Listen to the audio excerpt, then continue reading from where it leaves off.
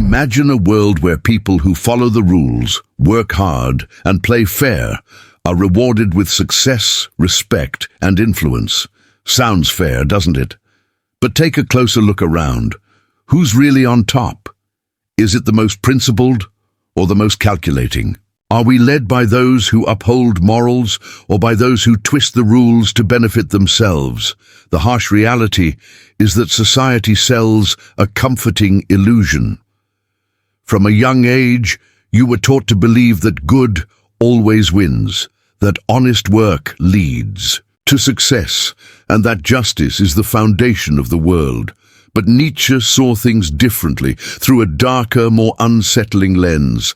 To him, morality wasn't a noble guide, but a tool of control, a system designed to keep the weak obedient, while the powerful take what they want. That's why manipulators often flourish. The most ruthless leaders dominate politics. The most exploitative corporations control entire markets. The most self-serving individuals climb the ladder while the well-meaning are left behind. This game was never based on merit. It's always been about power. And power belongs to those who grasp this truth before others do. Nietzsche called this drive the will to power, a raw force that separates leaders from followers. Yet most people never recognize it. They cling to the comforting idea that justice always wins. But what about you? Do you still believe in that illusion, or are you ready to face the raw, unfiltered truth? Because after watching this video, your view of the world may never be the same. From birth, you've been taught that the world is guided by justice, that by working hard, being kind, and doing what's right, you'll inevitably find success. But think about it. Does this match what you see around you? Who rises to the top, the most dedicated or the most strategic, the most fair or those willing to bend the rules? Society runs on a comforting lie, the illusion of meritocracy. It tells us that if we play by the rules and give our best, we'll be rewarded. But Nietzsche saw this as a myth, a way to keep the masses docile and the powerful in control. In truth, history hasn't been shaped by the most just, but by the most relentless. Look at history's great empires. Rome didn't rise to power by being fair. It expanded by conquering lands, enslaving populations, and crushing its enemies. The United States didn't become a global superpower through pure ethics. It climbed through war, exploitation, and economic dominance. Even in the business world, industry giants didn't succeed by being generous. Companies like Amazon, Google, and Apple didn't grow by playing nice. They rose by outmaneuvering competitors, manipulating markets, and putting growth above all else. And what's most unsettling is that this isn't a flaw in the system. It's exactly how it was designed to function. French philosopher Michel Foucault observed that power is never shared equally. It gets accumulated, guarded, and preserved by those who already hold it. The belief in a just world is a convenient story. Convincing people that success comes from goodness and hard work is the best way to keep them from challenging those who really run the game. Nietzsche went even further. He argued that traditional morality, teaching values like humility, self-sacrifice, and obedience, is not a universal truth, but a system created by the weak to restrain the strong. He called this slave morality, a belief system that praises submission and labels strength and ambition as immoral. Those who follow this code are taught to think that striving for greatness is wrong, that seeking personal power is arrogance, and that questioning the system is unethical. But this mindset only ensures that those already in control stay there unchallenged. Meanwhile, those who reject this moral framework and follow what Nietzsche called master morality are often viewed as ruthless, arrogant, and even dangerous. Yet these are the individuals who leave a lasting mark on history. They don't wait for approval. They assert their will onto the world. They make their own rules rather than living by those set by others. They don't wait around for justice. They go after what they want. This is why many well-meaning people find themselves stuck in unsatisfying lives, while the most relentless rise to power. Some live by the rules, others choose to break them. Some wait to be noticed, others demand attention. While some lament unfairness, others find ways to use it to their advantage. So the real question is, will you continue to hold on to what you've been taught, or are you prepared to confront reality? If there's one concept that defines Nietzsche's philosophy, it is the will to power. According to him, everything, from nature to politics, personal ambition to social systems, is fueled by a fundamental drive, the urge to grow, to dominate, and to impose one's will on the world. The modern misconception is that people primarily seek happiness, peace, or balance. Nietzsche saw this as a comforting illusion. What truly drives human beings is not comfort, but the urge to rise above, to ascend. All living things strive to expand, to conquer, and to assert themselves. The lion that hunts to secure its territory, the CEO who eliminates competition to grow their business, the politician who manipulates others to remain in control, all these are expressions of the same underlying force, the will to power. But here's what separates the successful from the rest. Most people are taught to suppress this drive. From a young age, you've been raised to restrain your desires, to stay modest, and to follow limits placed by others. You've been made to believe that wanting more is wrong, that aiming for power is risky, and that ambition equals selfishness. Yet those who recognize the truth not only embrace this drive, they develop it. Nietzsche believed the great figures of history, the trailblazing artists, the revolutionary leaders, were those who didn't fear their own will to power. They didn't ask for approval, didn't abide by the rules of slave morality, and didn't hold on to abstract ideals like justice or virtue when those stood in the way of their growth. Which brings us to a key idea. Power isn't something. Power is not a prize handed out for hard work or for simply following the rules. It's something that must be claimed. If you study history, you'll find that true leaders didn't wait for permission or recognition. They made themselves known. Alexander the Great didn't seek approval before expanding his empire.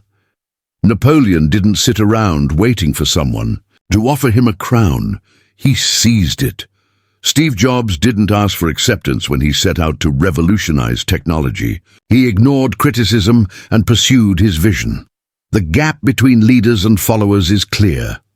One group understands that influence comes to those who assert themselves, while the other holds on to the false belief that fairness alone will eventually bring rewards. This truth applies everywhere, especially in the workplace. Have you ever noticed that the most hard-working employee is often overlooked for promotions? Meanwhile, someone who knows how to promote themselves, claim credit, and navigate office politics tends to climb the ladder faster. In business, companies that act boldly, use smart strategies, and sometimes play hardball are the ones that lead markets. On the other hand, businesses that stick rigidly to fair play often lose out to tougher competitors. Nietzsche saw this not as a flaw in the system, but as its very nature. The world isn't designed to be fair. It's a constant struggle where only those who embrace their will to power can bend reality in their favor. Here's a truth many shy away from.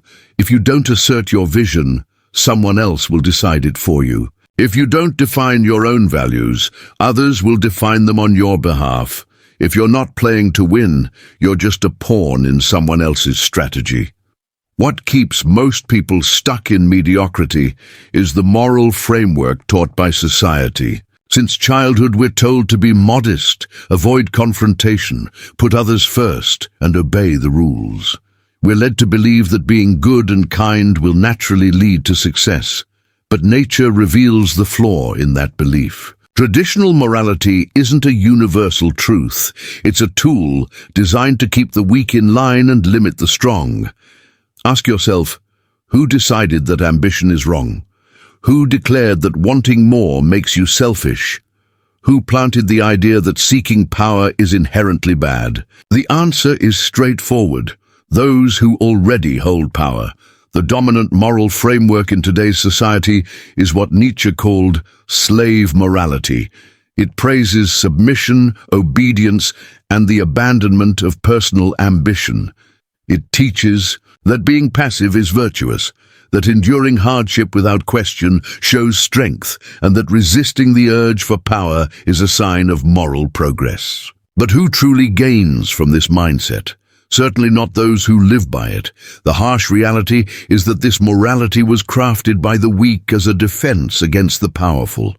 Those without strength often fear those who possess it, so they construct ideologies that vilify anyone striving to rise above. For centuries, religious leaders have claimed that humility is noble, that sacrifice is righteous, and that silent suffering earns spiritual merit.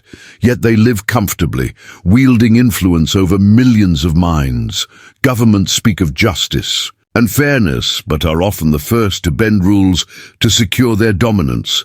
In contrast, nature offers a different code: master morality. This is the ethic of the strong, of individuals who shape the world rather than conform to it, those unafraid to pursue their desires. In this worldview, ambition isn't a flaw, it's fuel. The will to grow, to rise, and even to dominate is not shameful. It is a vital part of life. These individuals don't live to gain approval from others, but to extend their own influence. Look at history's most transformative figures. Were they the ones who quietly followed societal expectations, or were they the ones bold enough to defy them? Julius Caesar didn't bow to the restrictions set by the Roman Senate. He crushed them and took control. Napoleon didn't accept a modest military career. He seized power and reshaped Europe. Steve Jobs didn't follow the rules of existing technology. He imposed his vision and revolutionized an industry. The issue is, when you're raised within a culture steeped in slave morality, you don't even see how deeply it limits you. You feel guilt for aspiring to more. You feel shame for wanting influence. You're afraid of being labeled arrogant for standing out because you've been taught that being virtuous means staying small, submitting and settling for less. Nietzsche saw this as a kind of sickness. He believed people should strive to reach their fullest potential, to free themselves from the constraints of this suppressive morality and embrace who they truly are. One of the biggest obstacles to gaining power, according to him, is emotional weakness. Many act on impulse, respond defensively, and cling to idealistic fantasies about how the world should operate. Nietzsche viewed this as a form of fragility. Those who truly understand power are not the ones who seek to control others first. They control themselves. Throughout history, the most influential figures were rarely the most just or the most brilliant. They were the most strategic. While most waste energy trying to prove they're right, the real power players observe, assess, and strike only when conditions are ideal. A common mistake is confusing strength with reactivity, believing that power means responding to every threat or challenge. But this is precisely what weak people do. True tacticians are selective. They understand that every move should serve a purpose. Wasting energy on fruitless fights is a form of self-defeat. Nietzsche recognized that real power comes from mastering human psychology. Most people are predictable. They respond to anger with anger, to fear with fear, to stress with panic. But the true players do the opposite. They wield patience like a weapon, calm like a shield, and silence like a tool of control. Take Julius Caesar. He knew his ascent relied on public loyalty, so he turned every military success into proof of his strength. He didn't argue or explain. He let his victories do the talking. When critics tried to undermine him, he didn't lash out. He waited, built alliances, and when the moment was right, eliminated his enemies in one decisive stroke. This same principle applies today. The most effective CEOs aren't necessarily the ones who grind the hardest, but those who understand timing, when to act and when to hold back. The most powerful aren't the loudest, but the ones who master silence, patience, and precision. Those who speak less and observe more often hold the real advantage. Many make the mistake of spending their energy trying to prove something to others. But true strength isn't about convincing people that you're powerful. It's about making them feel it without needing to say a word. This, according to N, is a matter of personal mastery. Those who control their own emotions can influence the reactions of others. If you remain unaffected by insults, provocations, or attacks, you gain the upper hand, turning your opponent's frustration into their weakness. And here lies a key principle in the game of power. The one who stays calm while others lose control will win. While most react impulsively, true masters wait, watch, and strike at the perfect moment. If power were only about being forceful and strategic, then being ruthless would be enough to guarantee lasting success. But history shows otherwise. Those who rise high often fall the hardest. The very traits that help them win often lead to their downfall. And viewed this as a predictable cycle, especially for those who fail to balance strength with wisdom. Take Julius Caesar. He took Rome through vision, manipulation, and strategic alliances. But the same Senate he once controlled eventually turned on him. He was stabbed to death by former allies, including Brutus, whom he trusted like a son. Caesar's desire for total control made him too many enemies. In the end, he lost it all. Napoleon followed a similar path.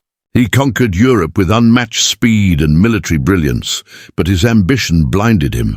He didn't know when to stop. During his invasion of Russia, he ignored warnings about the brutal winter and strong resistance. His endless hunger for expansion led to his ruin. He was exiled, disgraced, and died far from the glory he chased. And if you think these are just stories from the past, look at today's business world. Powerful CEOs who built empires have been destroyed by the very systems they created. Jeff Skilling of Enron manipulated markets and seemed unstoppable until the scandal broke and he landed in prison. Elizabeth Holmes promised to change medicine with Theranos, but her thirst for power led her to falsify results. Everything eventually fell apart. The message is clear. Power without control leads to destruction. N understood that unchecked power brings blindness. When people start thinking they're above the rules, that they can't be defeated, they stop seeing danger. They make mistakes they wouldn't have made before. They underestimate threats and create enemies without realizing it. And when they finally do notice, it's already too late. So is there a way to avoid the fall? Yes. And N believed the answer was balance. A true master of power is not just strong, but also wise. They know that winning is only part of the game.